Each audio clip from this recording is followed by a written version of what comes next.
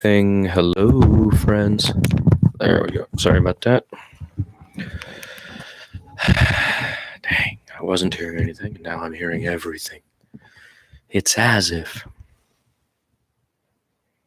11 seconds in, time wasted. We are doing book reviews and recording 3 at a time and then chopping them up to put them up as single reviews. These are book reviews I wrote from a couple of years ago, so they might be a little bit outdated, but they were hardbacks in many cases, so maybe now the paperbacks are coming out. Next up, Salman Rushdie. Sets of 2-year, 8-month, 28-day increments. The idea of a fairy tale written by an atheist emerged from my reading of this 2015 novel. 2 years, 8 months, and 28 nights by Salman Rushdie. The number obviously corresponding to the famous tale. My history with Salman Rushdie is unknown to him, I'm sure. But beyond reading as much of his work as I can over the years, it also includes at least one performance piece in San Francisco in the 1990s, and at least one letter I actually sent him through his agent when I was working in New York and dated a woman who worked for his publisher in the early aughts. I'm pretty sure he never got it, though. After the fatwa was placed on his head, the performance piece was that as a young writer living in San Francisco and helping give birth to the nonprofit resource Media Alliance, we made a button which read, "I am Salman Rushdie, Media Alliance."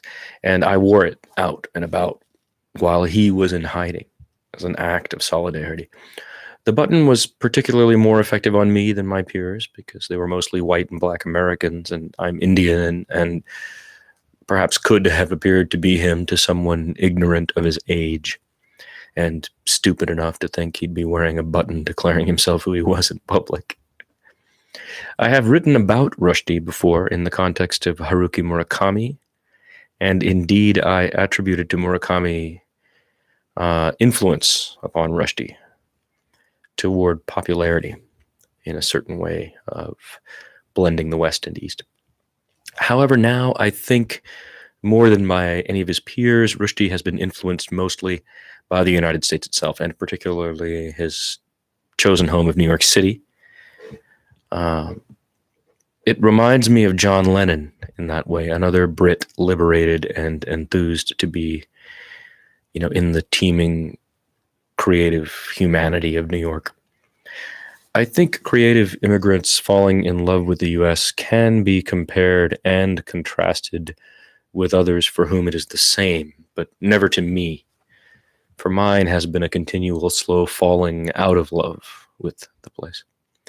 I wouldn't speak for Rushdie with regard to his beliefs, of course, but his facile use of language to allow characters to wrestle over the aspects of God or the legitimacy of the same exhibits an intellectual courage I, as an atheist, admire profoundly. And upon finishing this book, it struck me, if an atheist writes a fairy tale and it comes out seeming very much like the fantastic stories of all our religions, what does that mean? I am reminded of Anatole France in this regard by the end of Penguin Island. Is it really something else? I mean, is it that us as humans staying in touch? I mean, is that us as humans staying in touch with our it? I'm not sure what that means exactly. I wrote this, but I have no idea. That's unclear to me. So forgive me for I'm not sure what's going on with that sentence. I'm going to read the graph again. I'm reminded of Anatole France in this regard. By the end of Penguin Island, is it really something else? I mean, is that us as humans staying in touch with our it? 2 years, 8 months, 28 days has that quality in the form of its frame story, as if told from the distant future. These guys also brought to my mind the tall blue aliens of the far distant future in Spielberg's AI. My imagination is so dense. This book has all Rushdie's expertise of craft, a voluminous, tumbling, wondrous language, and ideas of fantasy worlds and people and non-people. It's a tumult of musical and thunderous sentences, some of which run on for pages. His mastery of the third person remains impressive because aspects seem omniscient, even godly, while others are so human or somewhere in between. Yet he never allows the authority of any hierarchy to intercede in the power of the narrative. The story demands to be itself, despite all religions or deities or men or women who may exist within it. Even the we in the framed story admonish themselves for editorializing. But it is more pop now, and at times the veil between the author and subject slips. I am sure, after having lived there myself and knowing something of its temperament, being an international celebrity in New York comes with demands for new language. Rushdie's now includes a clear love for the city and its cultural community. It is the basis for his exuberance. In 2 years, 8 months, and 28 days, Rushdie imports his beloved Thousand Nights and a Night to Manhattan and Queens and the Staten Island Ferry, and proceeds to weave and reweave it into contemporary New York City and beyond. Using simple abbreviations for countries abroad, drawn in loose terms now, a second hand where A, P, and I are Afghanistan, Pakistan, and India, or in which ancient sites of the Bible or Quran are described tangentially through the mechanism of the stories within stories that make up his telling. There's still a clear association for Rushdie now with neoliberal Obama and de Blasio-leaning New York, as much as with Harry P., Das Racist, and metropolitan culture. And because his works are contemporary in skein, if not in the whole of the yarn, fantastic stories and language emerge which create, perhaps utopically, a secular and liberated future beyond religion that is ultimately modeled after the best interpretation of New York City's teeming admixture of humanities. Humans. There's a word somewhere between humans and humanities there that I want to say. The teeming admixture of that in New York.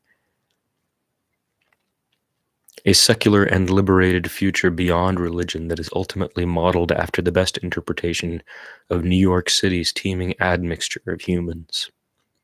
But something is missing. Not teeth. There's plenty of teeth in just one of his terrifying genie to suffice. And the spin on Goya's Saturn was epic. But I mean, there's a comfortableness in Rushdie here that makes this work ultimately light, fairy tale. And reading it as such, I loved it, but felt it doesn't turn the corner on cultural critique. It resides where you expect it might, entertaining and at times thrilling anyone who appreciates flights of fancy. That's the Rushdie. The next one is Talk Talk by T.C. Boyle. A 2005 novel by T.C. Boyle, Talk Talk. A deaf woman's perspective written by a hearing man. This is about discovering a T.C. Boyle novel from 2005 I hadn't read called Talk Talk. One of the most amazing feats of fiction I've read in some time. I'm a big fan of Boyle, but can't keep up with his production, which is fast and furious. I still haven't read his current novel, The Terranauts. As an aside, I have now read it and in fact reviewed it. You can listen to that, but this was before. In Talk Talk, Boyle uses both language of the hearing and of those without to describe with startling precision the perspective of his main characters, a deaf woman and her hearing boyfriend. It is a complex landscape of communication that includes layers of perspective, people watching them sign to each other, or the subtle differences in their own use or avoidance of sign or of spoken language. Boyle's precision in describing the complicated dialogues taking place between the characters amazed me. He seamlessly enters the realm of the non-spoken, that we all share, emails and texts, where there is no distinction between the hearing and those who cannot. In fact, he empowers his characters with a beautiful countering of language for language.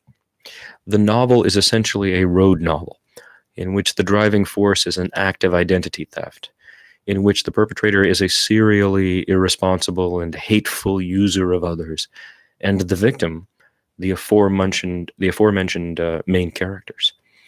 From the police station encounter at the opening to the final showdown between the thief and his victim, the narrative isn't that complex. It travels a good distance from coast to coast, but it isn't about the road. Somehow, the landscape of the mindsets of the characters becomes more interesting than the plot. Their way of rationalizing and communicating is fascinating, and sends this tale tumbling and careening down the road. Subtle modes of communicating are revealed by Boyle's process of how we talk to one another in extreme circumstances. When the final showdown between the thief and the woman finally occurs, after so much suspenseful haranguing and violent confrontation, it ends with a pretty simple gesture, a shove. I found out T.C. Boyle is on Twitter, at T.C. Boyle, and is really active and generous about chatting about his work. He wrote to me when I complimented him about the novel, that the novel was about language itself. Boyle writes so much of such high quality, it seems almost effortless, and I asked him how he manages to be so productive and yet active on Twitter, and giving talks and being social, something I find very difficult. And he replied pointedly that writing is the thing he does. Every day, he is active at the process. It was a great reminder from a guy who once, when asked what suggestions he had for a young writer just starting out, replied, "Come from a wealthy family." That was his advice. T.C. Boyle's Talk Talk, great book from 2005. And the last one is going to be The Underground Railroad by Colson Whitehead. Upon reading The Underground Railroad by Colson Whitehead, my thoughts on The Underground Railroad, my first introduction to this particular writer. I followed the success of this book with interest, remembering that Ralph Ellison's Invisible Man won the National Book Award for Fiction in 1950, and The Color Purple by Alice Walker did in 1983. Both works I respected, but that since African American writers have been absent as victors of the National Book Award, it is impossible not to think of the farce of the Oscars and other cultural awards when 34 years go between the appearance of anyone black on a list such as the National Book Award. Here is a historical fiction on the implementation of pre-Civil War slavery at the peak of the slavers' repression of the slaves, the era when a few men of conscience were freeing slaves and encouraging states to outlaw the practice. Running away was working. It is thus set at the time when repression was at its most savage, when slaving whites were afraid of uprising and cracked back with an orgy of violence to send the message of their superiority. Whitehead has a crisp tone and a direct manner, writing in the third yet exhibiting effortless shift of vantage, moving between the runaway slaves Cora and Caesar and the tumbling, ever-pressing posse of those who would catch and sell or kill them, led by the relentless Mr. Ridgway, as well as a cast of characters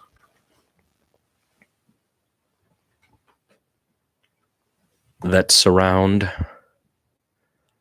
and support or seek to destroy the Underground Railroad. In Whitehead's telling, the railroad is real and mechanical and underground, belching and speeding through darkness, shielded from the stars and thus to who knows where with intense purpose, or driven by the hand of a wild-eyed refugee pumping a pushcart through the narrowing and darkening hole to the point of exhaustion to escape her pursuers. The book is brutal because the era is brutal, and the telling is matter of fact about events that are a stain upon our national character. eugenics experiments alongside the horrifying comfort of those who laughed and skipped and played as they lynched, raped, burnt to a crisp, and whipped to death. It is all here laid bare, written without sentimentality. I understand the book took Whitehead a decade and a half to write, and the work is apparent as the narrative careens forward, northward, zigs toward unknown locales, zags to known others. In some ways, Whitehead's craft in this book reminds me of McCarthy's Blood Meridian. I am not sure how I mean that, except to say writing on matters that are so difficult to describe for their savagery requires a deft hand, an honest heart, and a razor-sharp mind. This is fine work, a worthy National Book Award winner, and I agree with those who believe all Americans should read The Underground Railroad by Colson Whitehead. Thank you.